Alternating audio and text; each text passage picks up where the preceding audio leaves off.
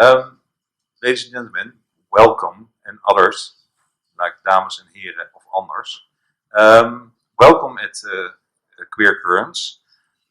This is already the fourth day that we're doing events, and it's the seventh event, or the eighth event already. Today it started with the exhibition of Bas Kosters. You see around you and you see outside. And it's an exhibition of works he made during Arts in Residence at the Tom of Finland Foundation in Los Angeles.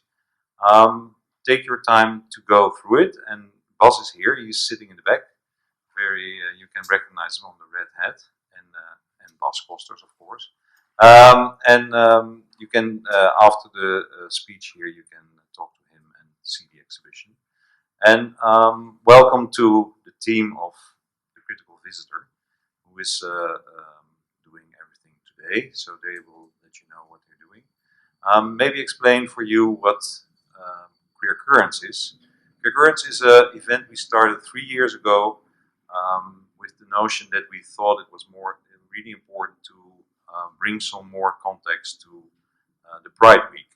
Because of course it's very nice, and there you have all the parties and you have the Canal Pride with the boats, but there are a lot of people who don't recognize themselves in going to these parties or being on a boat. So we started to do 50 events with 15 queer subjects on 15 locations in the city. And last year was a success actually, and so we decided to do it again this year. And so you will have like 15 events, 50 locations, 15 subjects about queerness. I think the most important thing is that every time we have a totally different audience, and so that's actually why we like to do it, because for every subject there is a specific audience that really likes to be part of the discussions and the talks we organize. So welcome at Queer Currents. You can follow us at www.queercurrents.com, and you see the whole program. And it's really important that you click on ticket and that you make a reservation for your, because today it's big, but sometimes it's only like 10 people who are allowed in the space because of COVID-19. So make sure if you want to go to one of the events that you make a reservations. Okay, enjoy this afternoon, and happy Pride, because we don't have a Pride, but this is Happy Pride. So thank you. Okay, thank you, Gijs. I don't feel like the host, but I would say welcome everybody. But at least thank you for coming. I'm Dirk van de Heuvel, and on behalf of the Critical Visitor team, I will explain what we are doing, what we are planning to do, what our ambitions and inspirations are. Yeah, I will put a few things to you, and what we would like to do is to have your active involvement to speak your mind, to ask questions, share your thoughts. So I hope that will be possible. Now, I know that we are the one academic event, so I feel somehow a little bit out of place, but maybe that's also a good thing, and I'm sure it's part of Gijs's goal with this event. But please don't hesitate to make me feel even more out of place. It's a good thing for our project. Now, we had planned to do this at the Felix Meritus building, but that didn't happen. It was too expensive. Is it fair to say?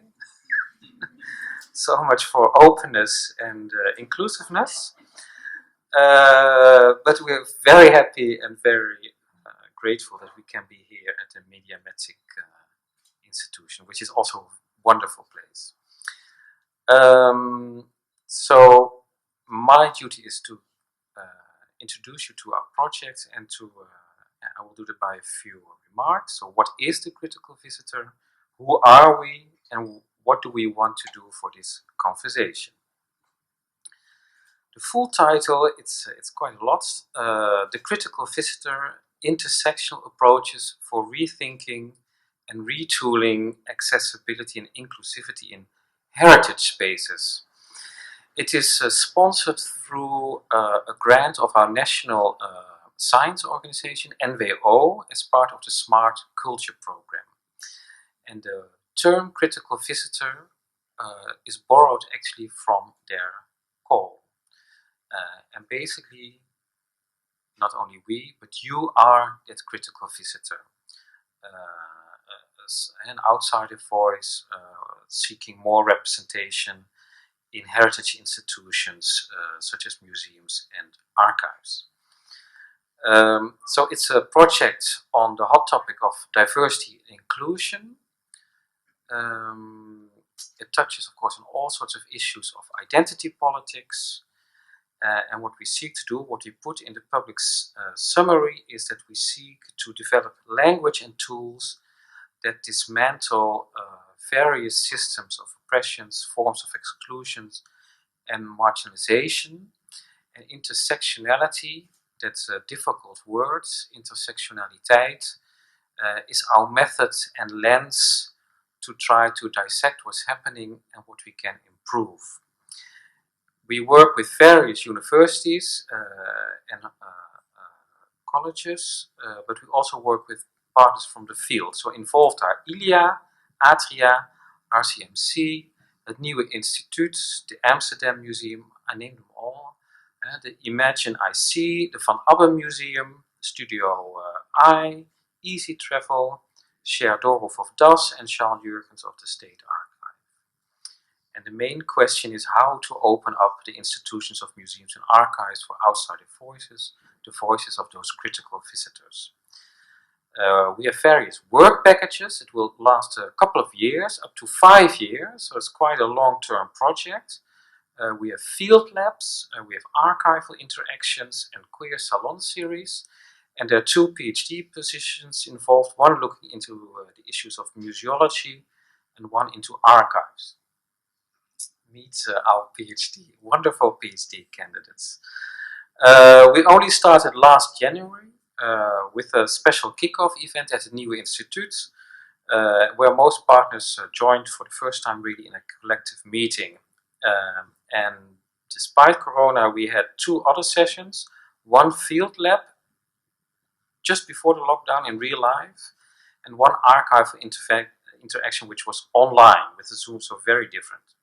So it's quite amazing to be here again after the lockdown and still a bit not quite sure what might happen if more tourists will come into our city.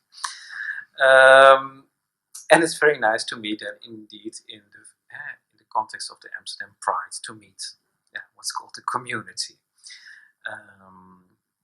Who are we? Eliza Steinbock, she's here in the audience. She's assistant professor at Leiden University, and she is the project leader of our critical visitor project. And she got me together with Hester Dibbits as co-applicant. Hester is a lecturer and program director at the Rijnwaard Academy in Amsterdam, but she's also an endowed professor in historical culture and education at the Erasmus University. The PhD candidates who will talk more about their work and what they're doing. Yang Kai Yu is a PhD candidate at Leiden. The 2 of you are at Leiden. You are at the Leiden University Center of Arts and Society, and your research explores contemporary LGBT+ curatorial, artistic, and activist interventions into the Dutch, German, and English museums. Nina Little, she's also at Leiden, and she studies the prehistory, founding, and development of LGBT+ archives in the Netherlands, the United Kingdom, and West Germany from the 1970s onwards.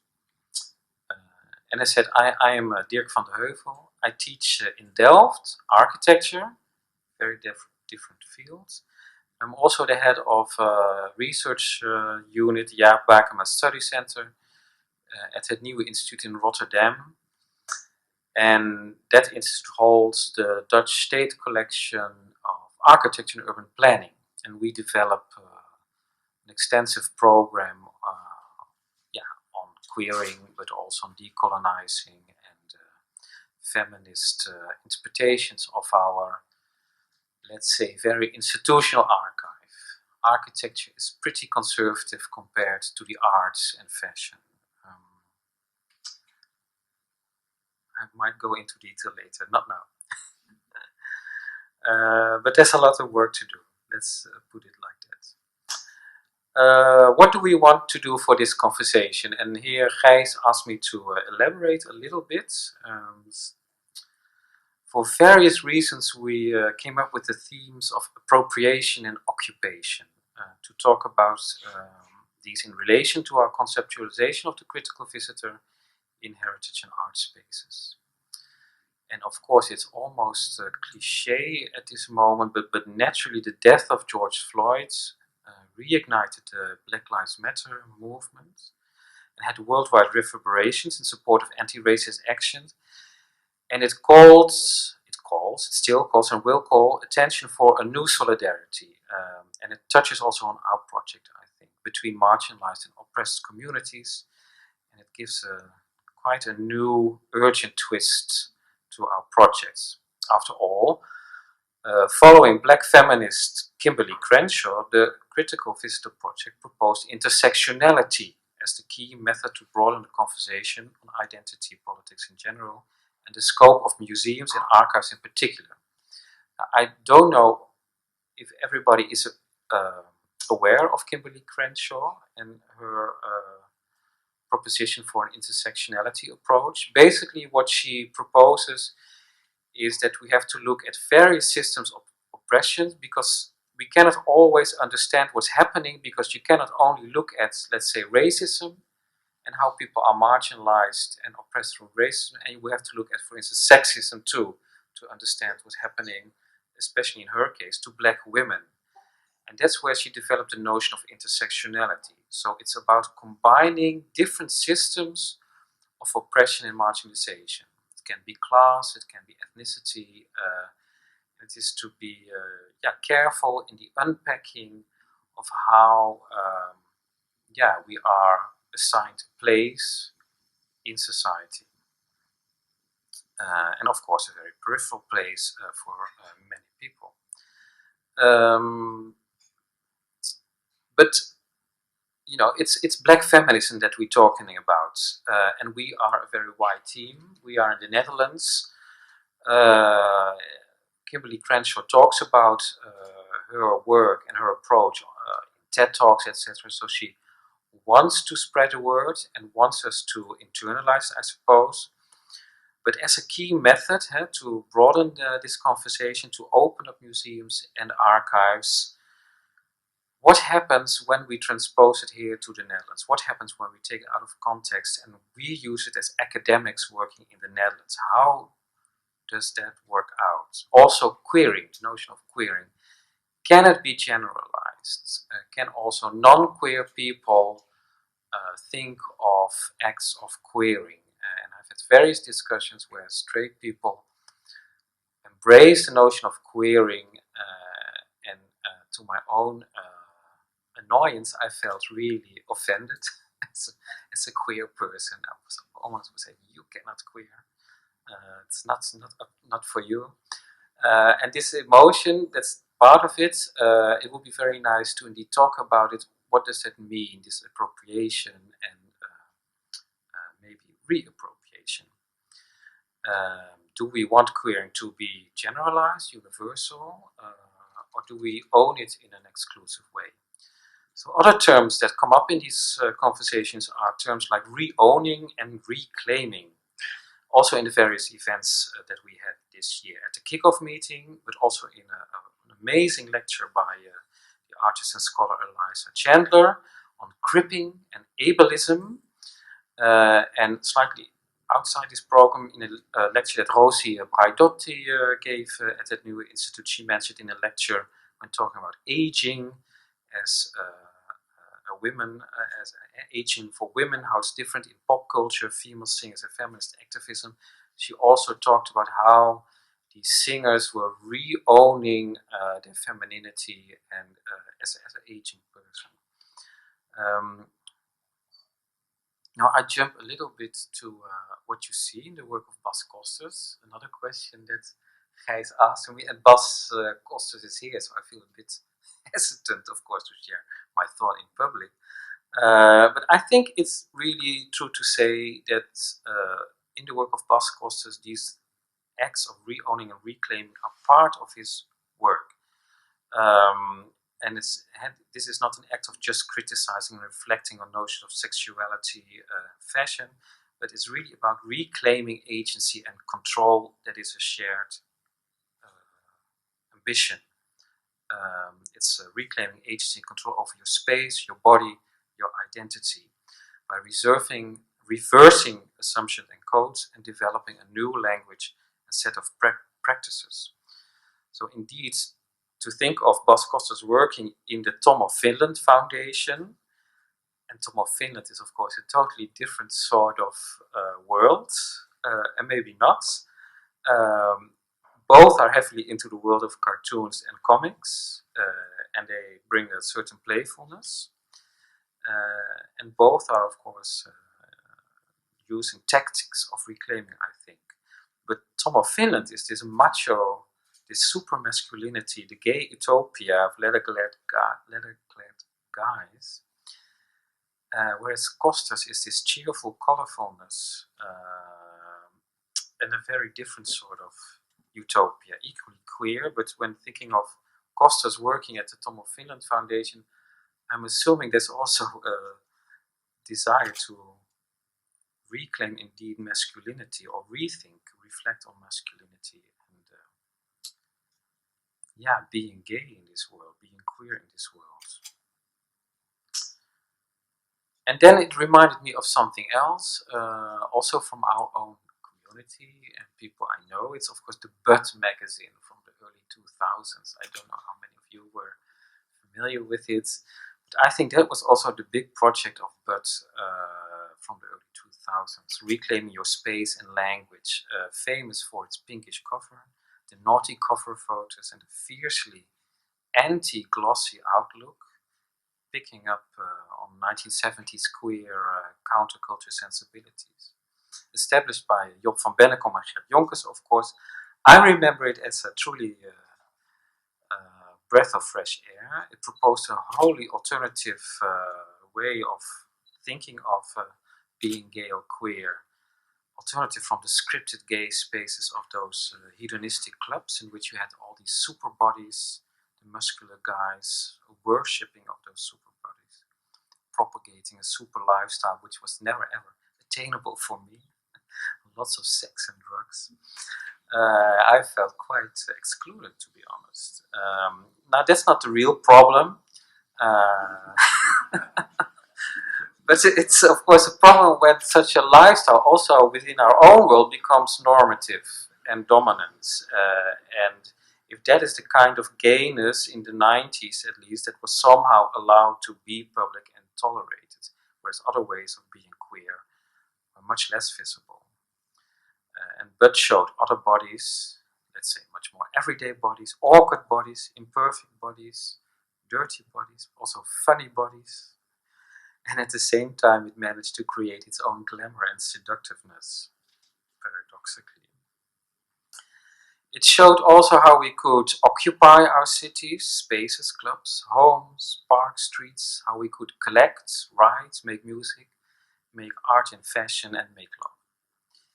And always, I think, as acts of appropriation and occupation, counter to those dominant hegemonic systems of inclusion, but also exclusion. The two always go together. So whether they be media and fashion systems, or culture and heritage systems. So how then, to open up the conversation of this afternoon, how then would these acts of appropriation and occupation translate to the space of heritage, to the museums, and to our archives? Where is intersectionality as a method? And to speak with some truly great and inspiring thinkers of today, Judith Butler and Donna Haraway, where is the trouble here? because that's, I think, where we have to be. We have to stay with the trouble. Feeling little bit out of place, that's not a bad thing. On that note, we have now two presentations by Nina and Liang Kai, and then after their presentations we can have that conversation together about these acts of appropriation and occupation and how they relate to how we view museums and archives, what we want to do with them, what we expect, etc., etc. Okay, thank you. Nina, you're the first now.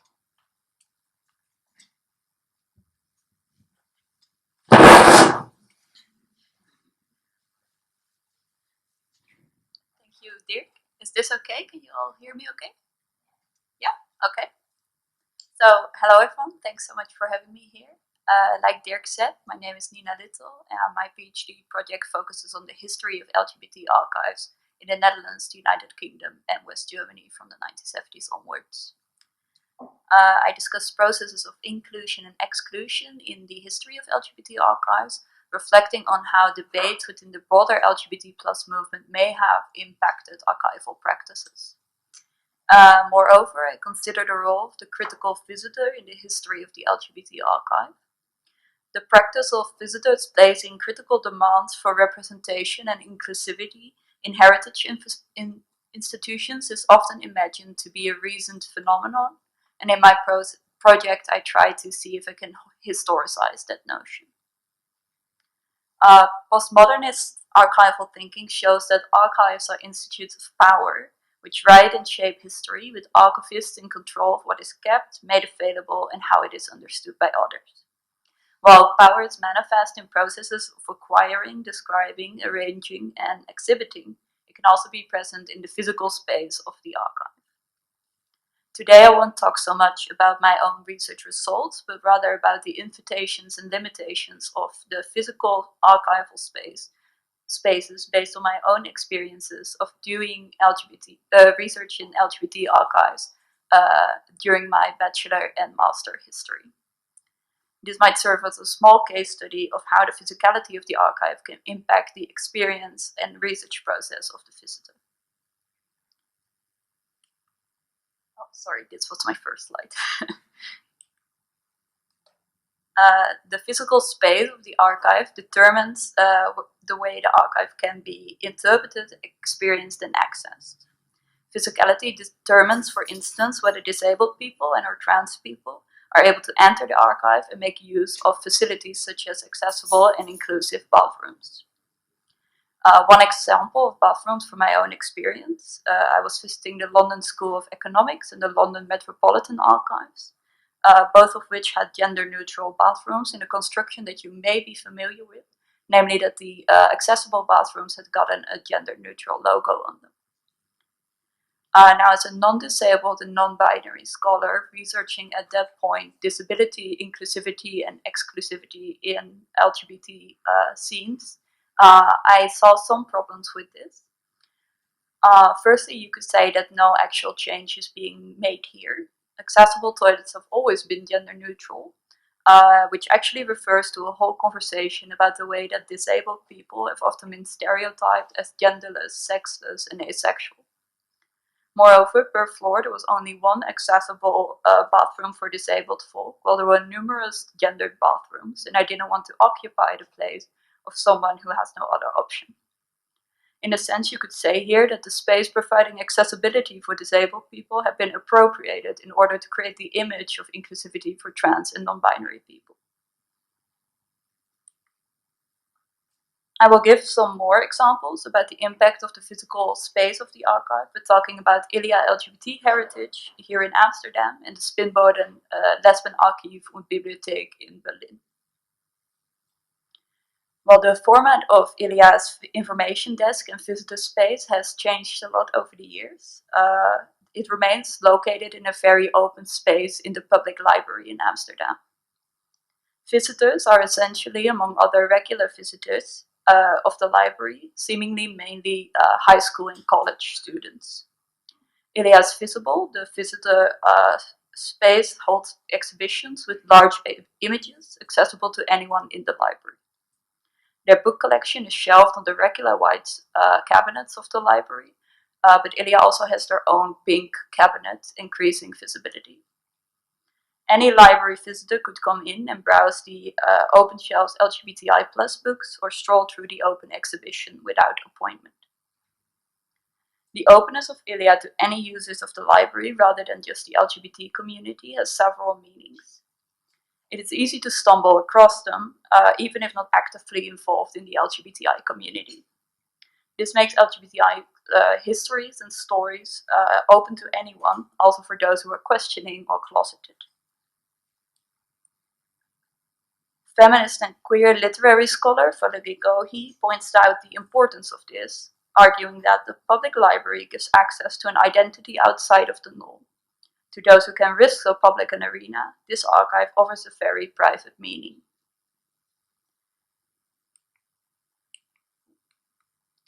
However, visitors may also find themselves feeling exposed while visiting Ilya. During one of my visits to Ilya, the visitor desk was being used by another user, and I was asked to find a regular study spot on the third floor of the library. During this particular visit, I was looking into the archival material of the Eindhoven-based radical gay group, the Roze Driehoek, and particularly their magazine, De Verkeerde Kant. Behind its colorful covers, De Verkeerde Kant published, among many other things, photographs of nudity and drag. I also looked at the Roze Driehoek's membership-only bulletin, the Sodomieter, which also included small cheerful drawings of male nudity and genitalia.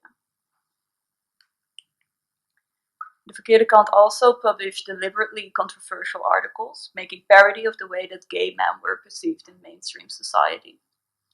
At one instance, they published a ludic response to accusations of pedophilia in the form of a mockery advertisement titled Baby Dump, which showed supposedly on-sale pictures of babies. Sitting at a small table in the regular library space, surrounded by young giggling students with their school textbooks, admittedly changed the way I was able to interact with this material.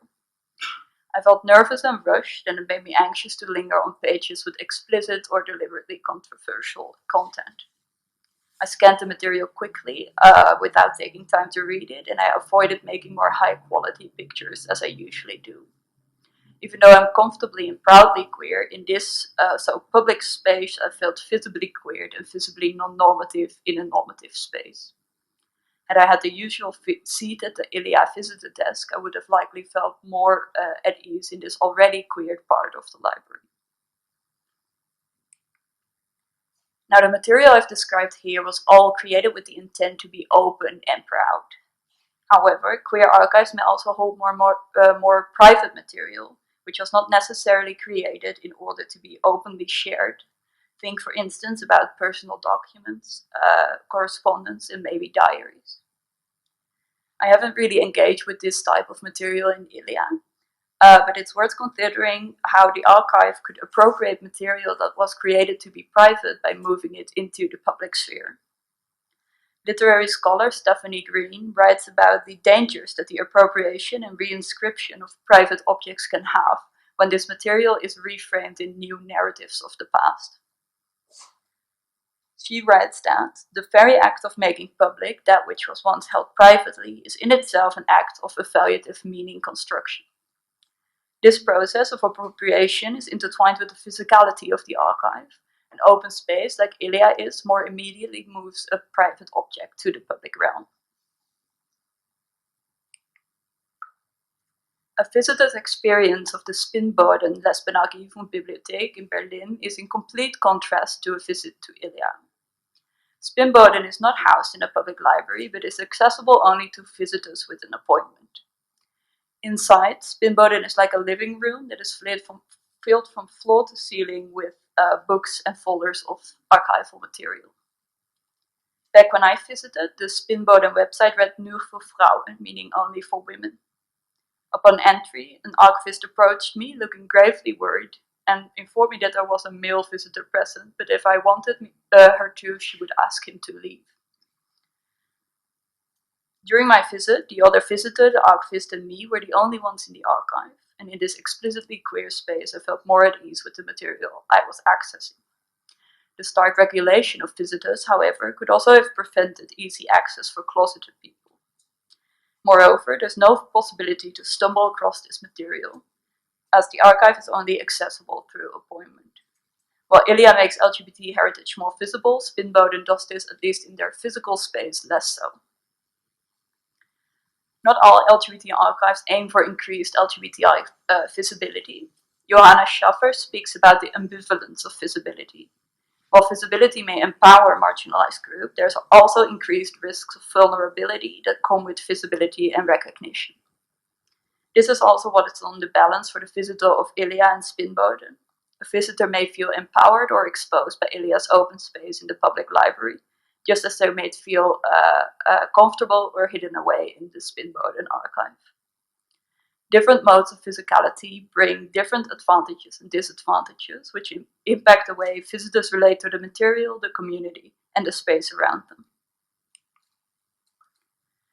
As I'm doing my archival research on the history of LGBT archives and visitor experiences of visiting these archives in the past, I think it's important to reflect on my own research experiences.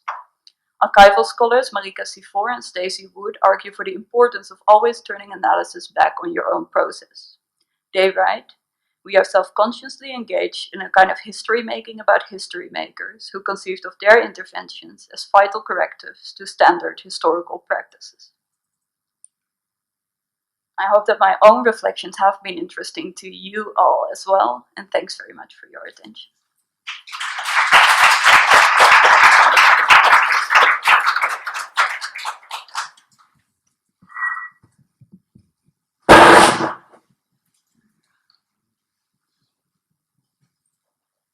Thank you. I really love the song.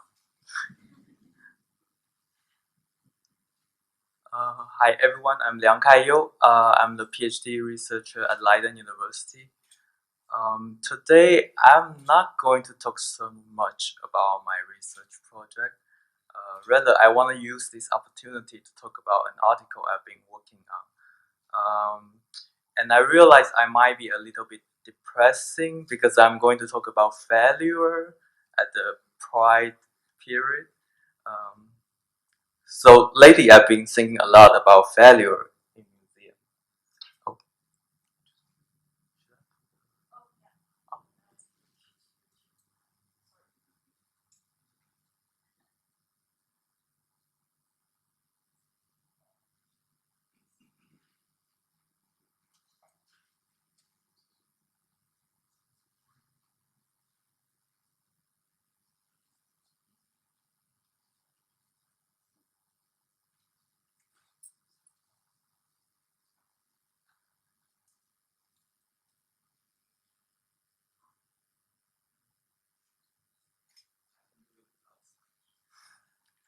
Oh. Lately, I've been thinking a lot about failure in museums.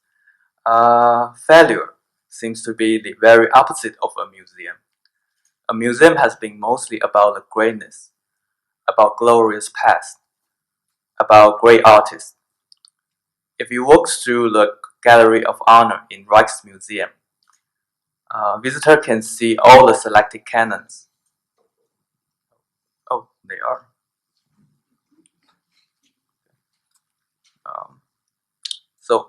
So this is the Hall of Honor of Rijksmuseum. So you can see all the selected canons of the Dutch Golden Age. They paved the way toward the end, the civic pride, the national pride of Night Watch. But what about the rest of the stories in the shadow of the Golden Age? What about the human cost of the national pride and wealth, the slavery which sustained the prosperity of the few? This is where I think failure is valuable. By thinking about failure, we are allowed to think beyond the historical glory, the cultural canon, the progressive narrative. We are allowed to think about vulnerability, loss, violence, and invisibility. There are museums which have been more aware of their complicity with the colonial enterprise. Tropen Museum, for example, redesigned its entrance in 1973. The original building, designed in 1913, was too much an embarrassment of power display. It was intended to celebrate the colonial achievement of the Dutch kingdom. So the redesign of the entrance, lowering it down to the ground floor in 1973, it was to humble the grandeur of the colonial architecture. Still, after the modest entrance to the first floor, you still have this gigantic, wide open, spacious hall. So what do we do with it? Do we redesign it? Or do we cancel it? By doing so, wouldn't we erase the colonial history and its archive of violence as well? Thinking about failure, I would propose it's not to look for the opposite of the victory. It's not to look back.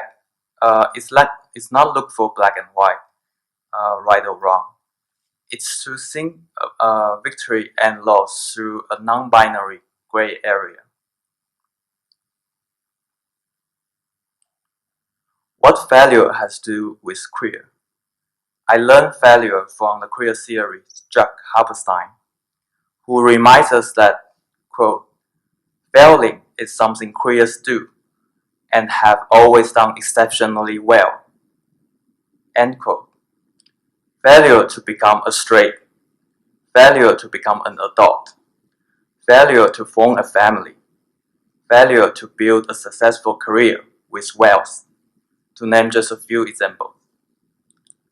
Halberstein also writes that feminism draws much energy from failure than success. Indeed, art historian Linda Nochling asks, why have there been no great female artists? Or more recently, my supervisor Eliza Steinberg asks, why have there been no great trans artists? Their solutions, however, are not to examine the failure of these women or trans artists as their personal problem. To do that is to repeat the trap of neoliberalism. If you don't succeed, you just don't work hard enough. The real problem is what kind of norm and institutions which prevent some people from fitting into the successful model. In this sense, I feel failure teaches us more. Failure teaches lessons about systematic exclusion.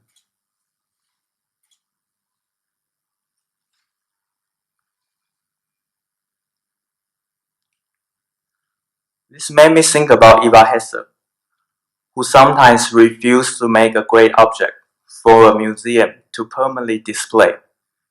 Her installation, titled Contingent, made in 1969, in the form of 8 hanging pieces from the ceiling.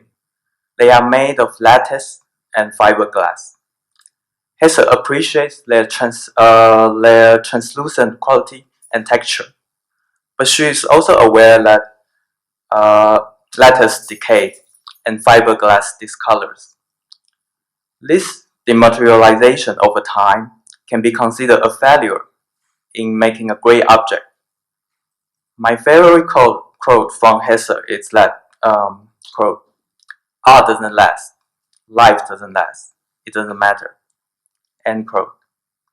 Perhaps there's a resistance against greatness, against the winner's logic, against the masculine myth of being substantial, being hard, being long-lasting.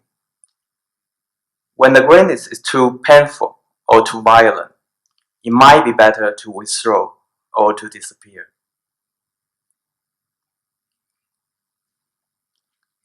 It also takes some people to be invisible in order to show a great artist or to make the museum great again.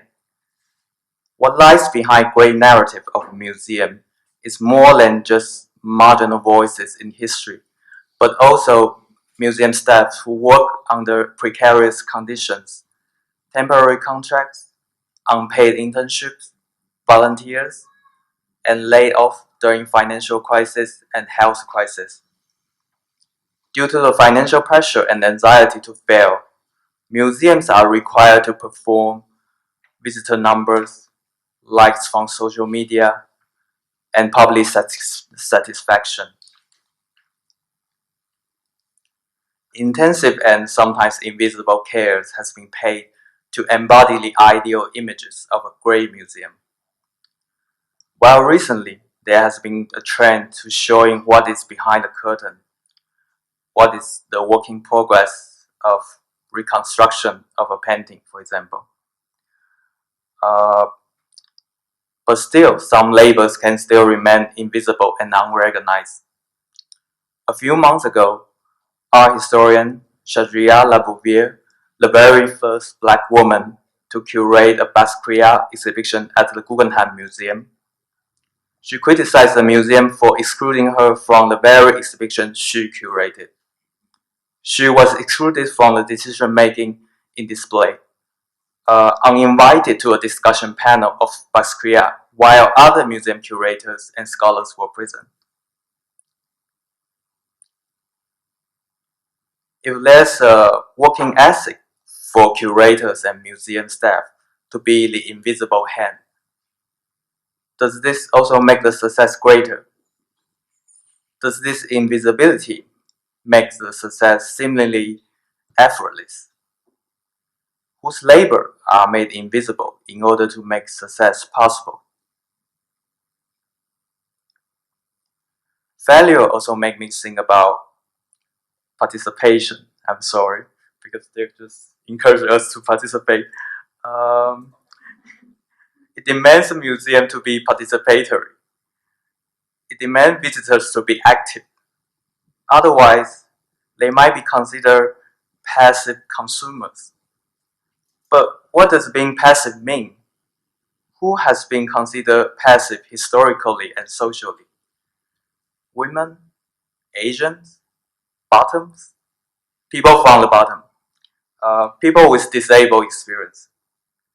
I feel this contempt toward passivity problematic. Being passive seems to embody the failure to perform, by definition, the failure to be a good participant. I do not object to participation, but I do believe there are also rooms for failure in participation. Such a failure might accommodate space for hesitation, for distraction, for being indecisive. For me, this might leave more room for slow thinking, for conversation, if not immediate response. To be actively learning in a museum is an intensive labor. The requirement to perform and stay active, stay connected, stay updated through digital technology, 24 hours, 7 days, could be an ableist and neoliberal logic. So just to wrap up, I believe failure can teach us a lot about museums, about how museums represent, how a great artist is made, how a great object is possible, how labor is visible and invisible, how participation can be problematic. Thank you.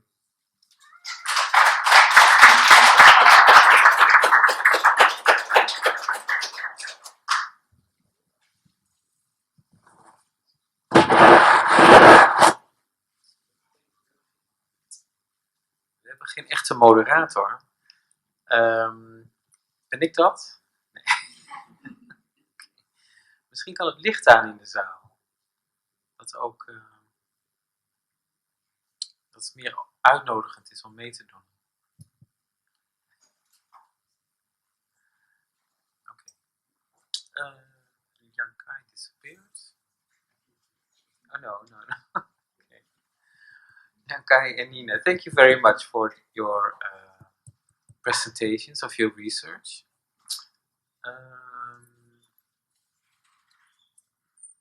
Who would like to say something? No, I'm looking at straight away. Okay. This is,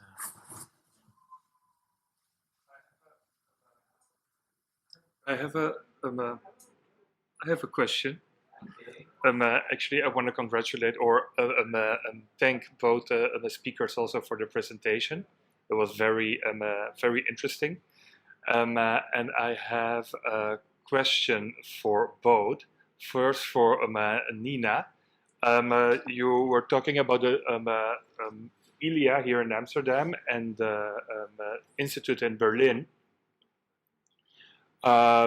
Where here you have giggling school girls also in the room, and in Berlin you are more at ease. But do you think it's also a bit difficult or a bit seeking the anonymity or going into a room like in Berlin, being secluded from the public space? Do you think it is better to be in a public library or to be in a place where you're more comfortable but it's secluded? And for the second presentation, also with the especially the Tropen Museum, indeed being a very nice building, but historically is very difficult. You were talking about deleting it or abstracting it from the archives. Do you think it would be possible to have, like, for instance, with modern architecture, to have the elements, the historical elements, but combine it with some modern way of spacing? So I will leave it to you. Okay, thank you. Well, very interesting questions. Thank you, Angelo.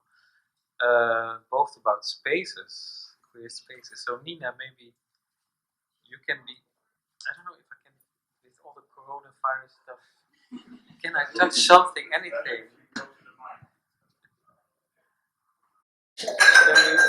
Better if you go to the mic. Okay. Hi, thank you. Thanks so much for the question. I think it's a good question, and I think it really depends on the positionality of the researcher. I think physical space is very much also linked to positionality, and where some things may be an issue for some embedded bodies, it might not be for others. So for me, I do really like a secluded archive, just also for the vibe, but also because as a person with anxiety, that feels more comfortable. But I can also imagine that in the secluded space, it may be more difficult for people to come in. And also, archives like Broaden will often be in hidden by stairs, which makes it difficult for some people to enter, which are all issues connected to how you relate to the physical space that you're in. Thanks very much.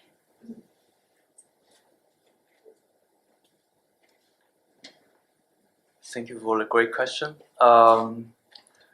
When I say cancel it, I was actually trying to be ironic, because nowadays on the social media you see so many people think they can cancel something, but for me the history, the past is not so easy to be cancelled, and usually we would a lot of modern solution has been like bringing a new buildings, bringing a new project. But I've been thinking, like, how can we undo this? How can we reuse or reappropriate the original buildings to turn it into something else? Yeah, I don't really have a master solution, but just a thought.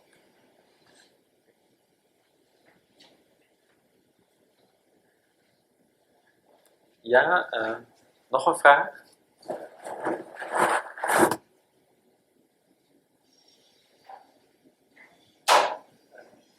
Thank you. I hope it's clean, yeah?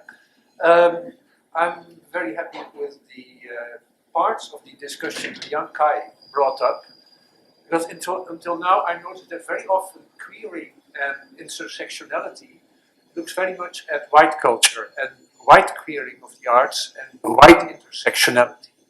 And in a tragic way, due to the current discussion about Black Lives Matter and George Floyd, suddenly we're opening up as well to Black Lives Matter. But for instance, there was a very well done debate a few 2-3 years ago at the Rijnbard Academy, where people from the Tate were there and people from Abbe Museum. They have a queer department, but they never talk to their intercultural department. I asked them, and these are until now these are partly separate worlds. While they should find more common grounds, and there are common grounds, of course. Yeah. So I'm glad you partly brought this up, Liang Kai, and this is a question and a statement. And the question is to all of us, or to the Liang Kai in particular? Yeah, maybe to all of you. Yeah. Yeah, it's a very good question. It's a question that always comes up. Why do you want to go and stay separately as a minority group, create your own bubble, so to speak, whereas you also want to connect? Yeah. And I don't have a answer for it, I think. But what you do find is that many, if I speak from the architecture point of view, for instance, from the National State Archive in Rotterdam, we try to work with squatters, and we did an exhibition on squatters, for instance. And they have a private archive of their own, and they allowed us to use it and to put it on display.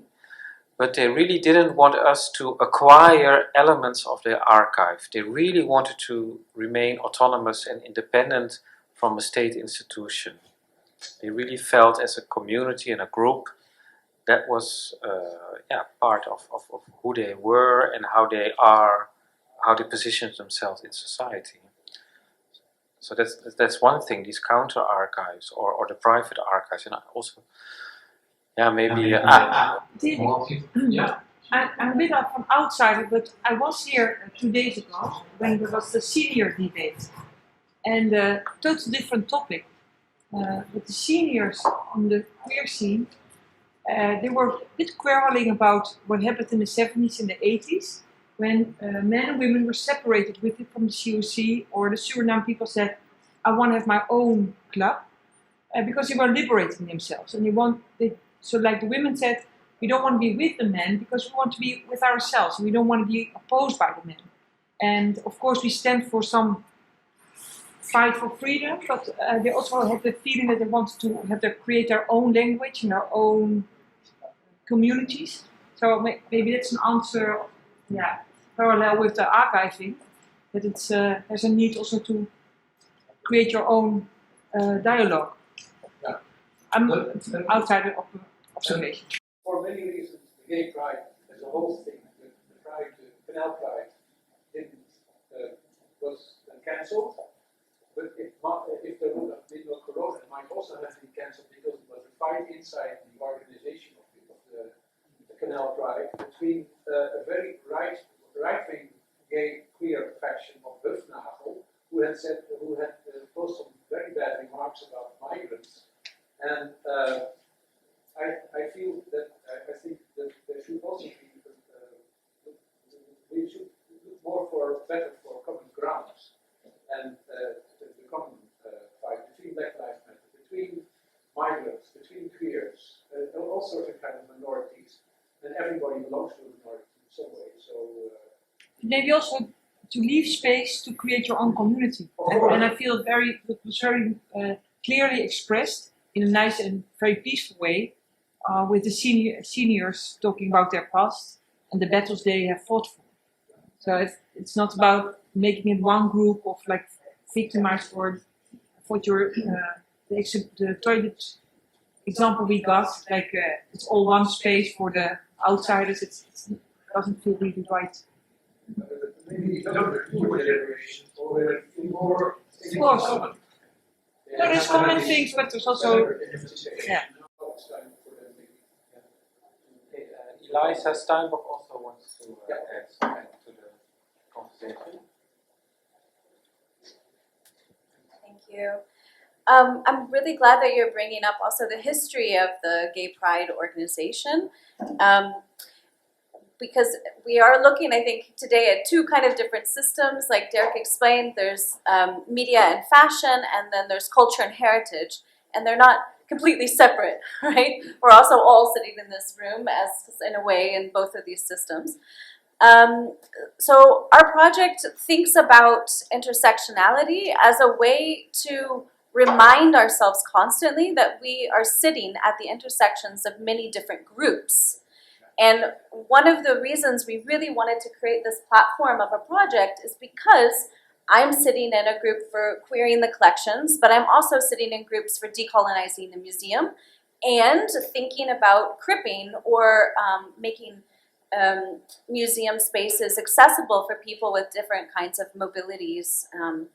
So we have tried to bring these groups of political action together, but also to frame it as something that is not new, right? We need to historicize as well. And I'm really glad that you brought up this history, because in the Netherlands, we think of the Netherlands, of Amsterdam, as the center of gay culture, but in fact, Nijmegen was far more important like a minute ago. So that's partly why our group is not only studying what's happening today, but thinking about the particularities of the Netherlands as an intersectional space that has been around for a long time, and to not, especially to forget the way the conversation has been built up, but also the problem of white dominance in particular. So these are some of the issues that we're dealing with, and I think when we're talking about the problem of potentially being seen as appropriating the term of intersectionality is one that we're also struggling with, because we're a predominantly white team, but our partners are not. But how do we work together in solidarity without kind of co-opting a hot topic and you know, getting the flashiness from that without actually doing something in return? So that's something that we really wanted to bring forward today, because this is something that's kind of under our skin and troubling us. So thank you for raising the issue. Maybe it's also different when you have in a museum a queer department. It's really different from a private queer archive, I suppose. The institutional realm works very different from grassroots communities. So I didn't know there was a queer department at Tate. It's still there? I don't know if the debate was the meeting was 2 or 3 years ago. I guess they're still there. But yeah. Wow.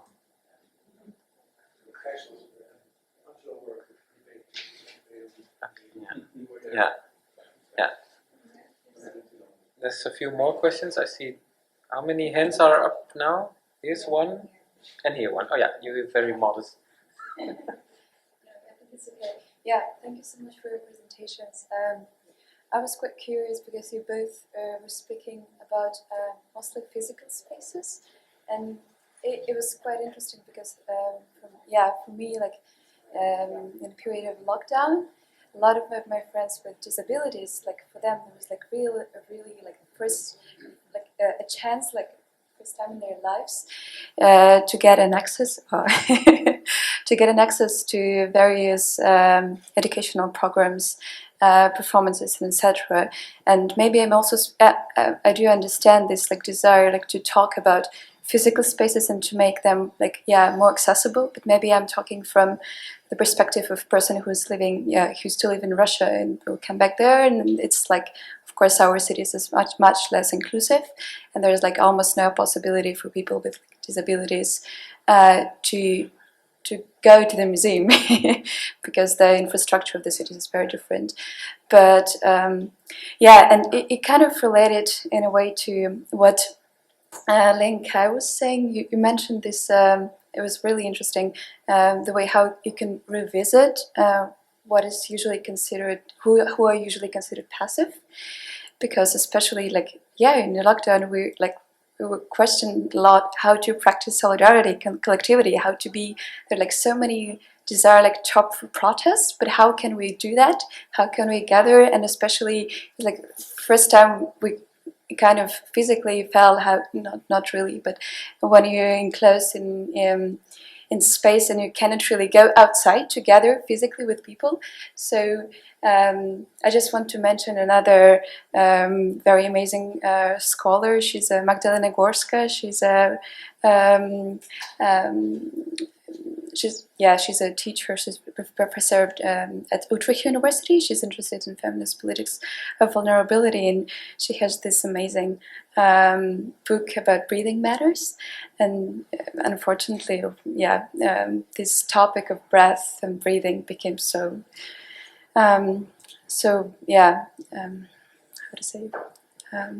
important today. And she's been talking a lot about this agency of matter and how we need to kind of revisit what is considered considered a passive state. It's sometimes what we like as people also who struggle with anxiety or panic attacks or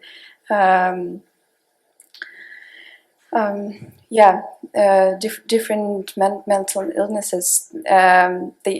Were always considered passive, like from a medical model. And I'm just curious, what do you guys think about this? Like, did this experience of lockdown somehow transformed your research? What you like? Sorry, going back to this question, like physical space and how to maybe like also work with virtual space and parallel. Yeah, sorry for being. Like to respond? Yeah.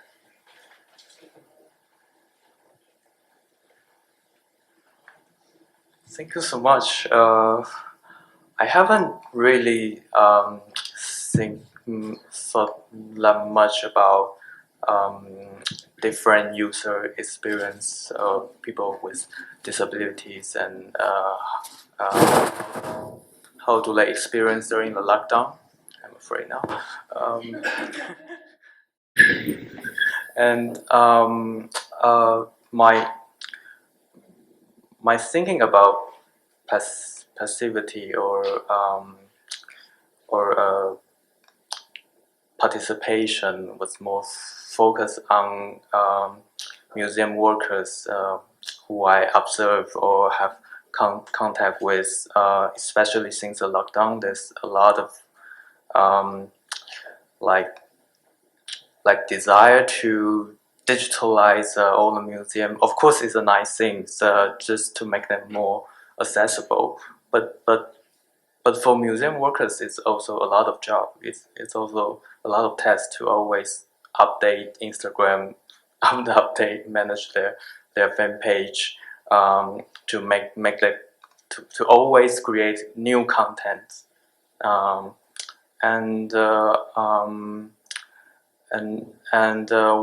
was actually talking with the curator of another museum, and I realized that during the lockdown, what they were trying to do in the first time was not to make their museum digital immediately, but rather to have this chance to rethink what is the next step for this museum, what is the future regarding this crisis. So rather than to rush to create a new contact, they use this strange time to reflect how a different vision of a museum is possible.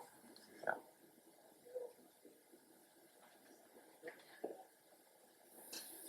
I want to also to quickly respond. Thanks so much for your contribution. I think those are really great considerations. And I was also noticing this, that the move to the virtual and to the digital with the lockdown has created a lot of accessibility, especially in disability issues.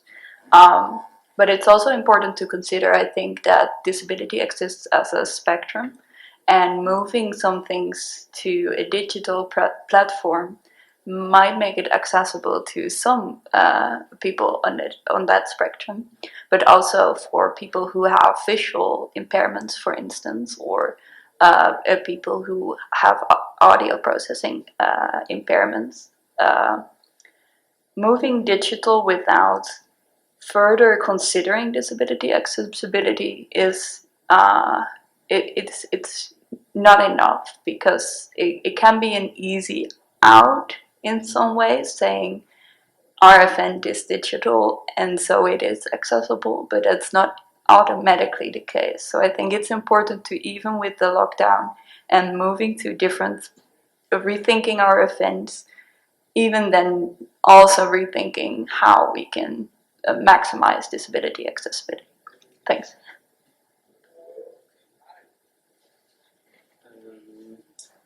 Er was nog een vraag met die meneer daar.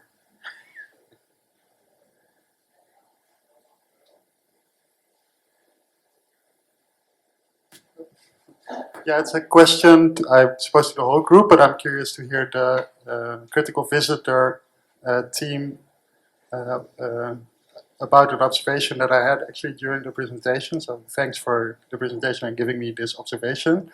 And Floor also helped. Like, there's this pink bookcase in the picture that you showed, and it is very, it's very symbolic of an earlier time of gay emancipation, let's say. And now we're moving towards a more intersectional approach of these issues, but we still want to also acknowledge this struggle that was the way it was designed and given shape by these earlier generations. So, like Flora said, everybody wants their own space, but so how do you, as a team looking at intersectionality, think about these historical layers? Like, I don't know, am I making my question clear? Like, how do you respect the previous incomplete or incorrect shape that's given? How do you respect it but still move away? Move away from it. Like, what? How? Yeah. How does your team encounter this and think about it?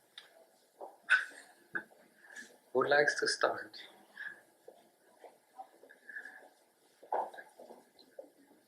Yeah, Esther.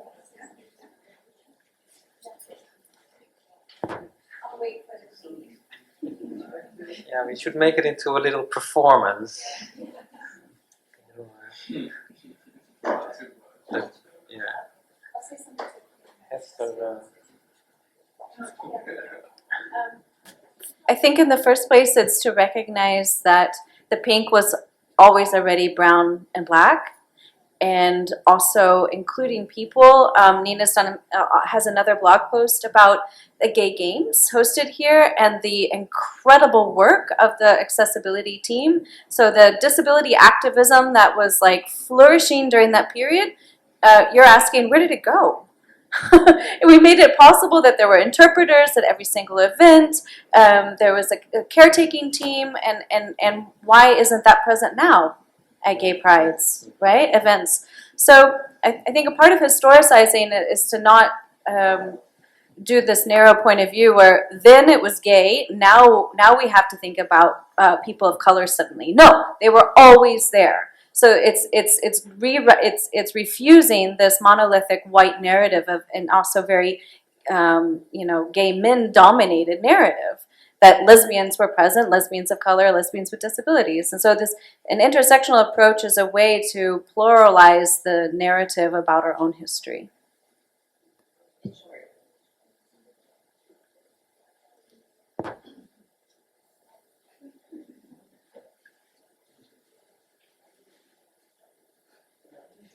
So what do you do with the Excel?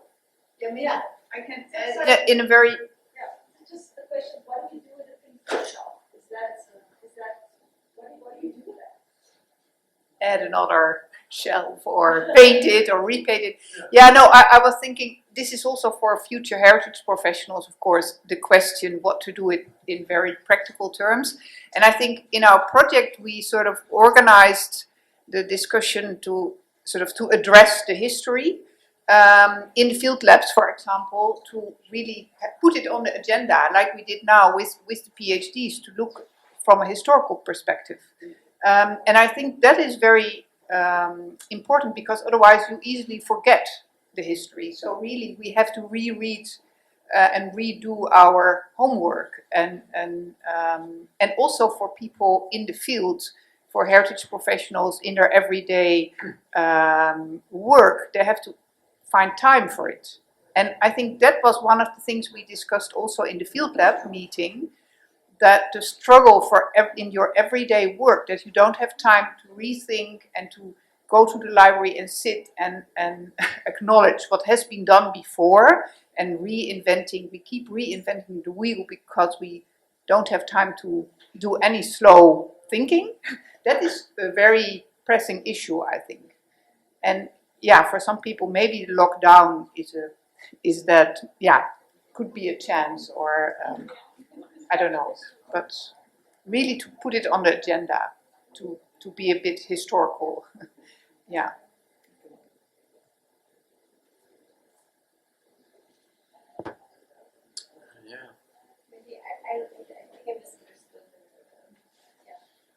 It's one of the really difficult questions, also in terms of, so in queer theory, the whole notion of queer identity is that it is fluid, ephemeral, it's non-essentialist, whereas the classic heritage is all about setting in stone these historical identities.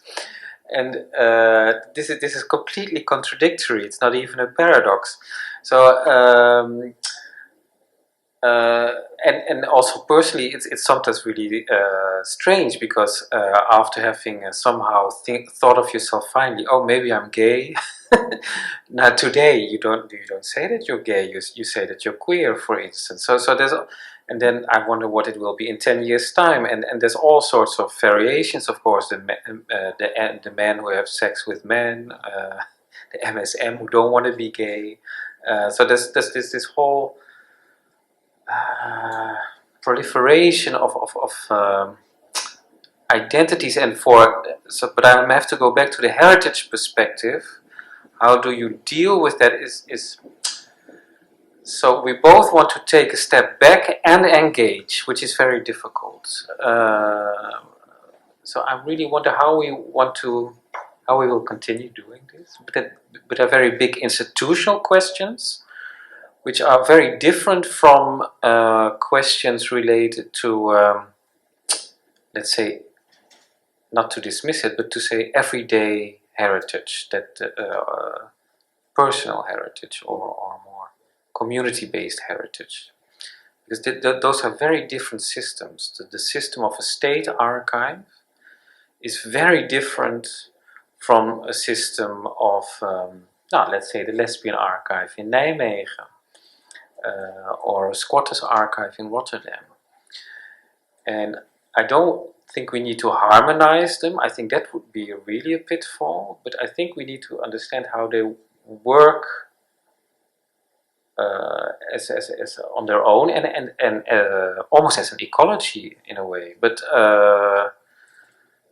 and how they might work together. So with the squatters projects, it was very nice to work with the state archive, and you collaborate with the counter archive. And you don't pretend that you will do the same things, but you respect each other's roles, and you try to set up a dialogue. And there will be limits, because sometimes you will be reproached for representing the institution, and people then back out. Yeah. Yeah, maybe one other addition. I think also for heritage workers, it is difficult to find space to make popular exhibitions on the history of the institution. So as soon as you enter the room and you say, I want to make an exhibition about the history of our own museum, that's boring. You don't want to do that. And so the professional has to find a way how to make it really, this history accessible for bigger audiences than only a very small group, to rethink what is the institution and what have we done and what are we doing. So yeah. And I think the big change, there's really a very big change, is that those communities have been decriminalized. This is the big shift that's behind all this, so that the Tate Britain can stage a show on queer art has to do with the decriminalization of gay lifestyles. So the whole idea that as an institution you start to take on queer histories and all sorts of other histories, that's really a new thing, and so it brings a shift that I personally can't quite assess it yet. So there are of course this is a bit anecdotal, but there are of course let's just say the friends who cherish the illegal gay sex lifestyle and who cultivate it. And what do you do once it's decriminalized, right? it's a bit like that question. But what do you think? When you are much younger than us, and you hear all these stories, daddy's talking, what's happening?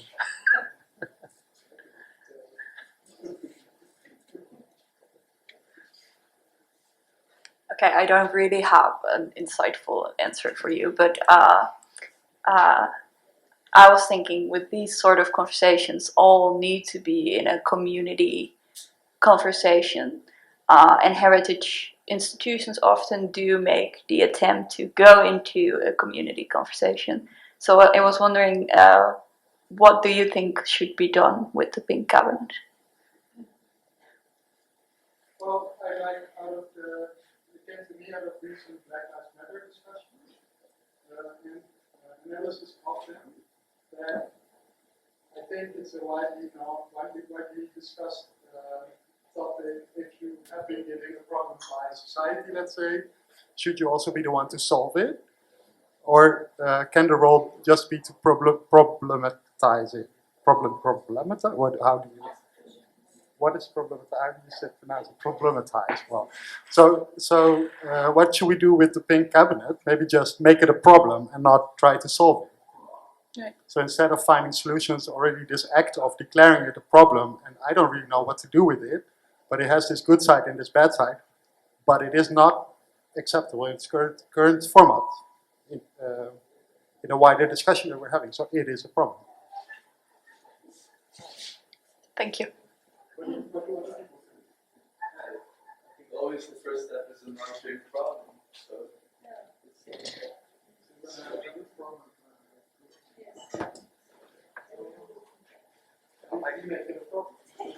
Yeah, I totally agree. Making it a problem because bringing the notion of value, like we always expect a museum to or the heritage space to succeed or to accomplish something, but what if the expectation is that they will fail?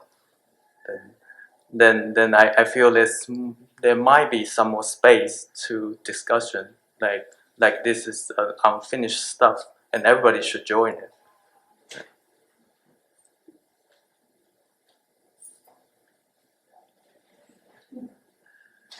Yeah, good question. The Pink Cabinet. Good question. It might become retro. You never know. Other questions or things that we forgot or should be mentioned? Yeah. Just like one addition about the archival discussion. I publish a queer lesbian magazine, and I spent a lot of time in archives over the past 15 years. And I think you also have to deal with archives, for instance, with the material which is there. And sadly, it's often coming from still a lot of white people. And I think even in a lot of LGBT archives, I think 80% is from white gay guys who had means and money and relations and whatever to collect that and preserve the collection. And I think there's a lot of material that's been lost. And I think there's a big challenge and task to find this sort of lost material, and I guess also like allow for different narratives and different stories to come out of these archives. And I think I liked what you said. It's like two different systems, like the institutions who are way more top-down or academic or formal, and then these sort of more grassroots, subjective, ways of looking at things, and these sort of amateur collections. And what you were talking about, the squatters, and there's like, how do you tag that? How do you find these materials? I spent a lot of times in the Lesbian History archives in New York, looking for women groups from the 70s, and I found the most in one file, which was just like invitations from 2 women who had been part of these collectives, you know. So, yeah, I think it's very challenging, and it's just an observation. But it's not a question per se. Would you like to say something, Nina?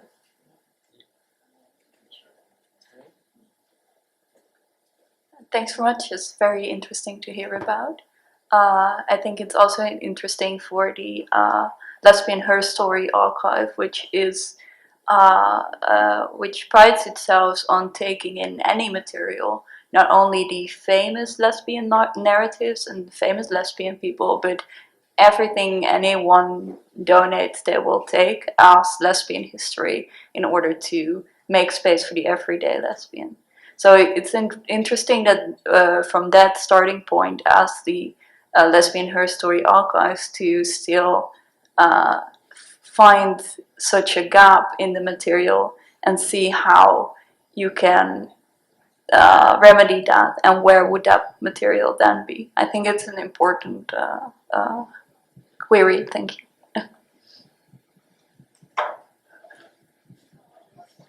And then there's the other thing is, of course, that in terms of visibility, there's also some sort of detective work needed. There's all sorts of, so for instance, in the architecture collection, it's not mentioned.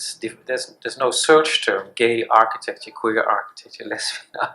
So, and it's often very secretive.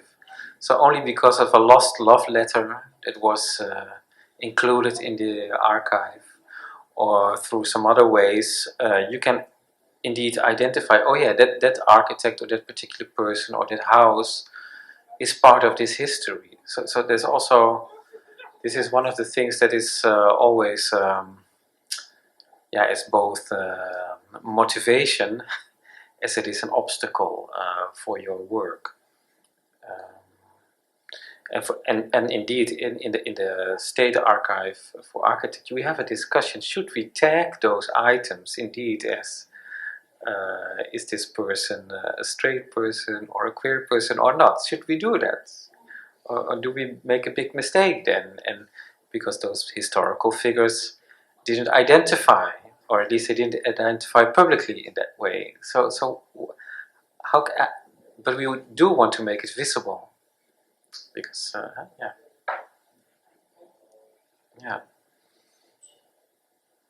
Last questions maybe now? It's up to you. Do we have questions for them?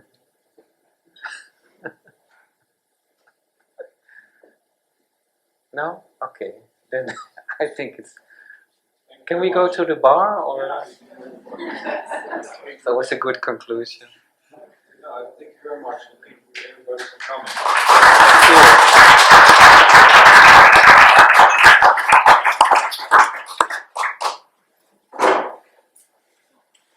Yeah, we're done now.